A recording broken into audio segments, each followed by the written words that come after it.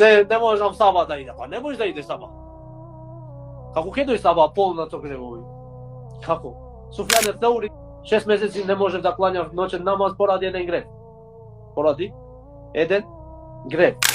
Се спомни дека имам Шафи, рахимуллаху таала, го заборавил еднаш пола ајет или ајет цел. Знам рече од каде ми е ова. Еднаш рече имам пред 40 години рече имам правено еден грев. Пред 40 години го памтел гревот. И денеска вели Аллах ми има казното по 40 години со овој. Ајетот да го заборавам.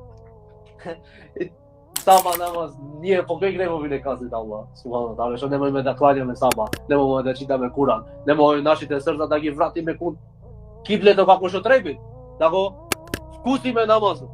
Кој гревови ги правиме ние? Полнати сме ние.